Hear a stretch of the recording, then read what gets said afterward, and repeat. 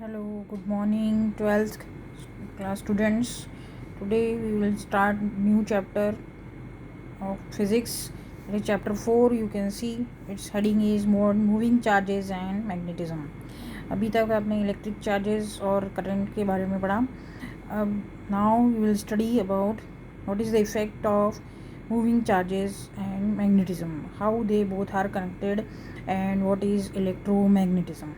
इलेक्ट्रोमैग्नेटिज़म पे बहुत सारे डिवाइसेस और बहुत सारी थ्योरीज उस पर बेस्ड हैं.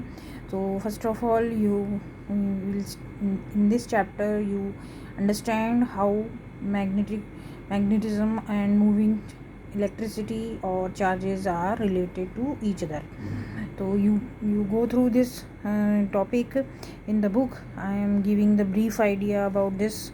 Introduction they have given कि किस साइंटिस्ट ने इसके बारे में डिस्कवर किया कि मैं जहाँ पे चार्जेस होते हैं या he is in his laboratory, कहीं पे वो लेक्चर दे रहा था, वहाँ पे उसने current in a straight wire move कर रहा था. तो there is a compass needle in nearby, compass needle रखी हुई थी. तो he observe that magnetic compass needle में डिफ्लेक्शन हो रहा है जब वायर में करंट फ्लो करता है. तो और अगर उसका वायर का करंट का डायरेक्शन हम चेंज करते हैं तो डिफ्लेक्शन अपोजिट डायरेक्शन में हो रहा था. तो ये उसने नोटिस किया और फिर इसी को बेसिस बना के they have more detail they have studied and given theories about how charges or currents are produced magnetic fields. जिस तरह से करंट फ्लो करने से इलेक्ट्रिक फील्ड प्रोड्यूस होता था, उसी तरह से जब हम किसी कंडक्टर में करंट पास करते हैं तो वहाँ पे मैग्नेटिक फील्ड भी प्रोड्यूस होता है. दैट एक्सपेरिमेंटेड बाय ओरस्टेड वो साइंटिस्ट था जिसने फर्स्ट टाइम इसको डिमॉन्स्ट्रेट किया. तो he concluded that moving charges are और currents produced magnetic field in the surrounding space.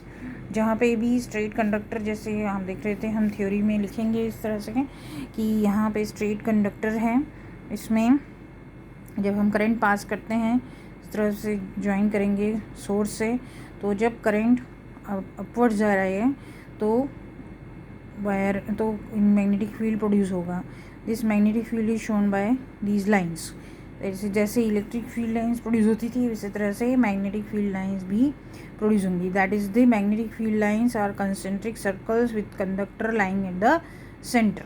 अभी इसी कंडक्टर में करंट अगर अपोजिट डायरेक्शन में हो जाता है तो that direction of this magnetic field will get changed. तो that phenomena we will study using right hand thumb rule. Direction of magnetic field line conductor में फाइंड करने के लिए हम right hand thumb rule use करेंगे. Right hand thumb rule कैसे use होगा, ये देखिए, this is your thumb and these are the curling fingers. इस तरह से अगर आप फिंगर को इस तरह यहाँ कंडक्टर में अगर अपवर्ड करंट जा रहा है तो you will put the thumb in the upward direction. current is in upward direction and when you curl this like this, so this is the anti-clockwise direction. field is in anti-clockwise direction. तो इस तरह से field रहेगी. that is shown in this figure. this direction field will be there. this will be B is the symbol of magnetic field. that is B will be anti-clockwise. similarly अगर current into the plane जा रहा है या downwards जा रहा है तो आप thumb को नीचे की तरफ करेंगे. You can see thumb will go downwards and curl up के हाथ ऐसे होंगे. तो that will be the clockwise direction. आपका डायरेक्शन होगा किस फील्ड का. तो आई डाउनवर्ड्स है तो फील्ड का डायरेक्शन क्लॉकवाइज होगा. आई अपवर्ड्स है तो बी का डायरेक्शन एंटी क्लॉकवाइज होगा. That you can assess with the help of right hand thumb rule. That symbol also you can see in the book also you study.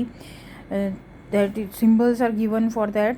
Out of plane अगर आपका current या field out of plane आ रहा है, out of plane means this way, out of plane अगर आ रहा है तो बाहर की तरफ आएगा thumb, that means out of the plane. और इनटू द प्लेन तो अंदर की तरफ जा रहा है तो आपको क्रॉस दिखेगा. तो ये करंट या फील्ड की डायरेक्शन आपको बताएगा. So this way you can understand. Here more theory is given in your book that you go through. Introduction में दिया है कि अगर कंपस डॉट आपको दिखता है कि अगर आपको आउट ऑफ द प्लेन अगर आपके करंट आ रहा है, इस तरह से आएगा तो थंब आपका अपवर्ड्स आएगा आउट ऑफ द प्लेन, तो यहाँ पे डॉट दिखेगा. एंड अगर आपका इनटू द प्लेन अंदर की तरफ करंट जा रहा है तो क्रॉस दिखेगा. इन दैट केस आपकी ये जो नीडल्स दी हैं, that is the compass needles, उसमें एक नॉर्थ पोल एक साउथ पोल है. दे विल उसका डायरेक्शन अपना असेस करेगा इस तरह से. और ये अगर उल्टा कर देते हैं डायरेक्शन तो ये वाला कंपास नीडल का फील्ड का डायरेक्शन भी उल्टा हो जाता है. तो these are the iron filings. Iron filings को अगर हम उसके आजू बाजू रखेंगे जहाँ स्ट्रेट कंडक्टर के, तो दे विल मैग्नेटिक फील्ड के अराउंड जैसा मैग्नेटिक फील्ड का डायरेक्शन होगा उस तरह से ये अपने आप को अरेंज करेंगे. And this you go through this theory also and you can understand more correctly. Then in this chapter what we will study about magnetic field. Magnetic field जहाँ पे होती है, जैसे इलेक्ट्रिक फील्ड है वहाँ पे इलेक्ट्रिक फोर्स प्रोड्यूस होता है, उसी तरह से यहाँ पे भी जहाँ पे मैग्नेटिक फील्ड होगी that will exert force on moving charge particles, electrons, protons. और करंट कैरिंग वायर में कौन सा फोर्स प्रोड्यूस करेगा मैग्नेटिक फोर्स, वो हम स्टडी करेंगे. उसके बेस्ड पे जो एक हाई एनर्जी एक्सेलरेटेड पार्टिकल को हाई एनर्जी देने के लिए एक instrument we will study in this chapter, that is cyclotron, that is very important. And also we will study about galvanometer, that is also very important in this chapter. After this we firstly we will study about magnetic force.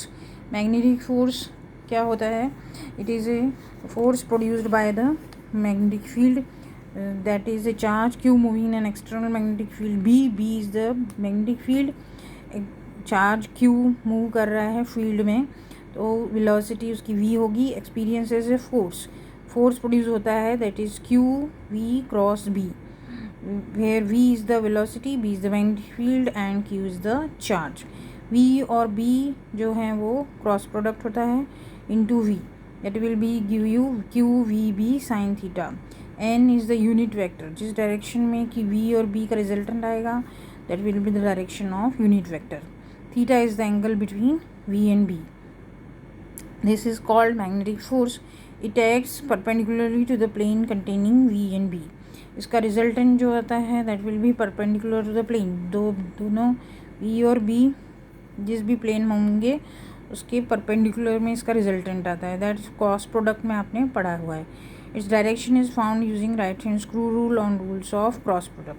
Cross product में जो rule हमने follow किया था उसी तरह से इसका resultant v, यहाँ पे आप देख सकते हैं v और b का डायरेक्शन है तो इसका रिजल्टेंट परपेंडिकुलरली अपवर्ड्स रहेगा.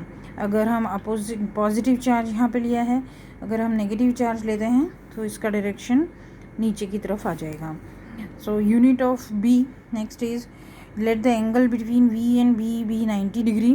देन एंगल अगर 90 डिग्री है दोनों के बीच का तो sine 90, it will be sine 90 and sine 90 is 1, so maximum magnetic force you will get. अगर 90 थीटा 0 है, then if theta is 0 the sine 0 is 0, then in that case you will get minimum force that is 0. When 0 कब होगा? जब ये v और b के बीच का 0 एंगल होगा, तो ये वाला जो वैल्यू, ये जो v है that will go this side, तो दोनों के बीच का एंगल 0 हो जाएगा. दैट इज़ इन पैरेलल, या तो इसी डायरेक्शन में होगा v, इसी के साथ जाएगा, या फिर इसके अपोजिट डायरेक्शन में. इस केस में 180 होगा और इस केस में 0 होगा. तो in that case either it is parallel और anti parallel. v and b are parallel और एंटी पैरेलल, तो थीटा 0 होगा. In that case f minimum हो जाएगा. देन यहाँ उसी फॉर्मूले से हम b की वैल्यू अगर निकालेंगे तो b की value f by Q V आती है. That will be F maximum is QVB when perpendicular to B.